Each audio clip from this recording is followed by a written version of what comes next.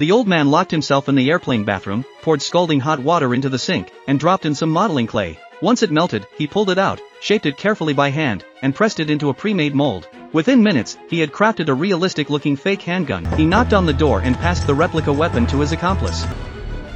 Almost immediately, a group of hijackers stood up from their seats and quickly took control of the cabin. They pulled out their fake guns, yelling at passengers to stay still, and dragged a flight attendant forward, demanding to know if there were any air marshals on. The air marshal, seeing the flight attendant's life in danger, had no choice but to surrender. The hijackers rushed in, stripped him of his service weapon and communication gear. But just as they were about to drag him away, a large, heavy-set passenger suddenly stood up, shouted for help, and tried to fight. But the other passengers were too terrified to move. Not one dared to assist. The lone man was quickly tackled to the ground and brutally kicked by several hijackers until he lost consciousness. The cabin fell into an eerie. Seizing the moment, the hijackers waved their flag and shouted slogans from their terrorist organization. Meanwhile, the pilot secretly sent a distress signal to the ground using a special frequency, alerting authorities that the hijackers began collecting passengers' phones and forced everyone into the economy section to make them easier to control. With the situation under control, they dragged the flight attendant to the cockpit and demanded the captain change course to a designated airport. They also issued a threat: if their imprisoned leader wasn't released by the government, everyone on board would be executed. But what no one knew was that this plane carried a secret far bigger than the hijackers themselves. A man quietly observing everything glanced at the flight attendant. Clearly, the two knew each other.